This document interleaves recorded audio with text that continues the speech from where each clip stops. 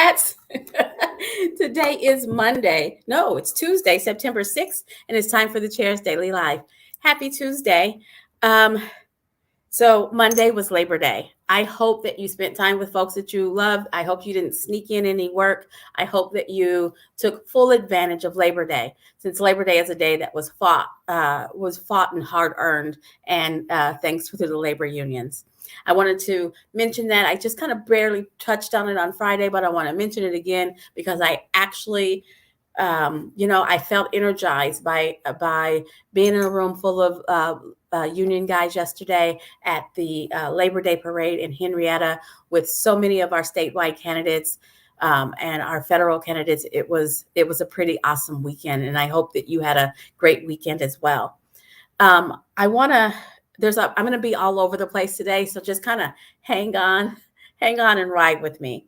So I want to talk about our local candidates. I talk a lot about our statewide candidates and our federal candidates because I know that I'm talking to, the state writ large. I want to talk to the entire state, and I don't want to leave anybody out. But I think it's really important that I mention that we have some really hardworking folks who are running for state legislature in the state house and the state senate.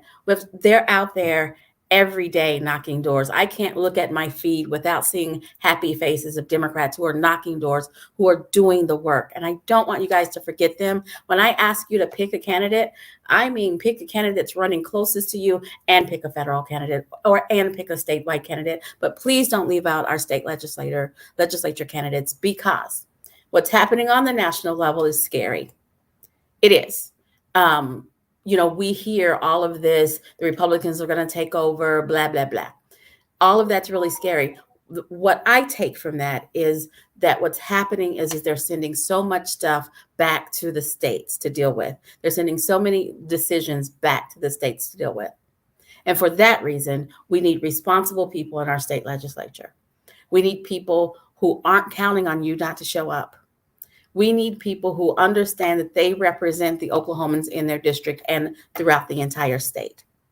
Right now, our current legislature, the majority of our current legislature, they're in the seats and they feel all comfy and satisfied in those seats that they can do whatever they want to, because you're not going to show up and you're not going to make noise. I say we call their bluff, that we show up and we make noise. We bring some people with us and we show up educated, because I think they think that if they just keep flooding the airways with corruption and cronyism and scandals, that you'll think, you know what's the use? And you don't show up. I think they think if you hear enough news stories that says that we are a red state and that Democrats don't have a chance, you'll say, you know what? It doesn't matter, and not show up. Call their bluff, because all of the models that say that we're going to lose, all of the models that say that Democrats don't have a shot, are based on Democrats not showing up. The only thing that we have to do to bust those models, the only thing that we have to do to go against the grain, is show up. But to make it better, we have to show up and we have to take some people with us.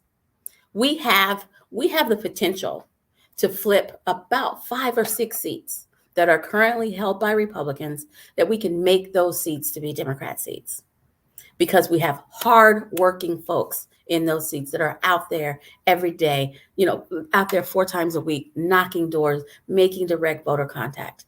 They don't have as much money as their incumbent opponents. They don't.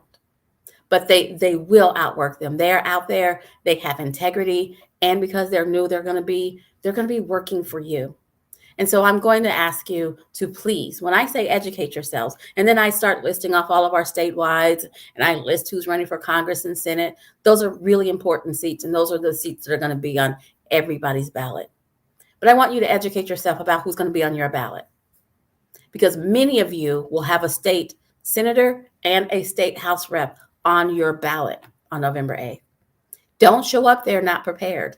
Don't show up there and see a name on the ballot that you're unaware of, which, although I'm not real sure how, because they're out there knocking doors. But go educate yourselves on who is on your ballot, and then educate everybody who's around you. Make your plan to vote, and then help them make a plan to vote. because all of the models that say that we don't have a shot, all of the models that say that this district is reliable Republican, are based on us not showing up. I wish that it was something deeper than that. I wish that there was some magical. No, it's based on us not showing up. And so all we have to do to change what happens is to drive Democratic turnout. We have to show up. Because here's the thing, at the top of the ticket that I've been talking about so much, we actually have really good shots. I don't know if you're watching. I don't know if you have social media, but you've seen it. Gina Nelson has momentum that she didn't have a month ago, where you cannot log on to Facebook if you're a Democrat or if you're really in Oklahoma and not seeing the nonsense that Gina Nelson's opponent is using his appointed job to gin up. He has access to the media with his appointed job, and he's using that to campaign. He is, and I don't think you can prove to me that he's not. But he has a bigger podium, bigger microphone than she does, because he actually works for the state. That's not ethical. We're not going to get into that. But who we have is an ethical teacher of the year who's in the classroom, who's right in touch. That's who we have. We have Joy Hoffmeister, who is within striking distance. She started out as the woeful underdog. I don't even understand why she's running candidate, all the way up to she can make this happen if we show up. Kendra Horn, she's proven to us that she knows how to get in there and win when people aren't expecting. When people aren't expecting her to win. So she knows that playbook, and she knows, she has the opportunity of, she's won a race and then she didn't win a race. So she has several lessons that she can learn. And if you've ever met her, if you've ever heard her speak, you know that she will learn from those lessons. And so we have real shots at a statewide level and at federal level. And we have more shots, but those are the ones that everybody's talking about. We absolutely have a shot. But in order to make those for real happen, we have to vote for the municipal offices that are on our ballot. We have to vote for the statewide offices that are on our ballot. And voting for the statewide isn't just to drive up the federal. It isn't just to drive up the state. It's to protect you, because the feds are sending more and more decisions back to the state level. We know who the yahoos are in our state legislature in the majority. We know who the tough fighters are in our state legislation in the minority. Those folks will make an argument. It's just not enough of them. We need to send them some company. We need to send them some help. So go research your ballot. Find out who's running for state house in your district. Find out who's running, or if you have a race in the state senate in your district. Pick one of those candidates and pick a state or federal candidate, and then educate yourselves like you're going to be quizzed on it. Educate yourselves and then tell other people. The reality is that our democracy, you hear it on TV, but it is true. Our democracy is on the ballot. Women's rights are on the ballot.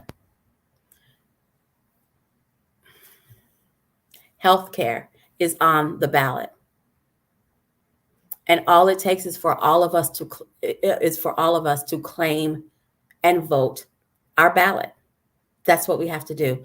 Don't be beat down. Don't be beat down by the corruption, the cronyism, the scandals. Don't throw in the towel, because it's super easy. It is super easy to change who's working at the legislature, particularly in our state where so few people vote. It is very easy to change the outcome. We just have to show up. We have to show up in numbers that they don't expect, because they're not doing anything different over there. The reality is that Republicans don't show up either. There's just more of them. They don't show up either. So if we show up in numbers that cannot be denied, we can flip seats that they're not expecting, because they're not campaigning as if they really care. They're campaigning on ideas and issues that Oklahomans have clearly said that they don't believe in or that aren't their top issues. But that's not what our politicians are running on. So I say, find out who's on your ballot. Educate yourself. Educate some other folks. Excuse me. Make a plan and help them make a plan. We've got to show up in numbers that they don't expect. Excuse me. And so there's a question here. Are Democrats doing better? Are the Republicans doing worse? Republicans aren't really campaigning. They're just showing up and propping up their Trump loyalty. They're not campaigning on things that are important to Oklahomans. They're not. Democrats are campaigning on things that are important to Oklahomans. So what we have to do is show up and tell them that those are the things that we care about. We care about access to health care. We care about education. We care about infrastructure. We believe that everyone should have access to economic opportunity. Those are the things that Democrat candidates are talking about. That's what Democrat candidates are talking about. That's who we need to vote for. Alrighty, as you guys can tell, my background is a little different. Because I am in Maryland at a DNC meeting for the rest of the week. I'm here with other chairs, vice chairs, executive directors, other members of the DNC to get some ideas that I can take back to Oklahoma. I can bring back to Oklahoma and help us get better.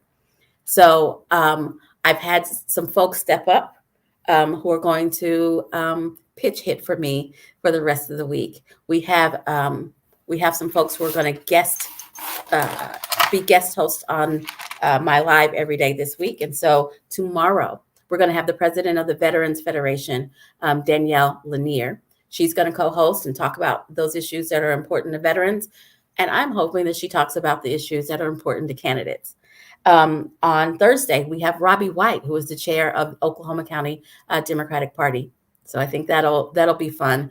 Our largest county, the county with the most changes through redistricting, and frankly, the county who has the most where the most candidates reside. So I think that'll be an interesting thing. And it'll be interesting to hear someone else's perspective other than mine. And then on Friday, Jana Harkins, the president of the Federation of Democratic Women of Oklahoma, will be the host on Friday. So they're going to come give you a different perspective, but still, what we need to be talking about is how we're going to get more Democrats to the polls. It's just that simple. Anything else is noise.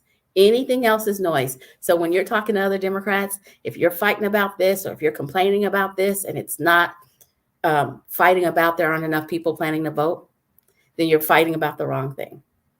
That is what we have to do. We have to focus all of our energy, all of our conversations on making sure folks show up to vote. Thanks for joining me. I will be back Monday. But please tune in for the rest of the week at 4:15 for our guest host, where you get a different perspective. I think it'll be great. Have a great one.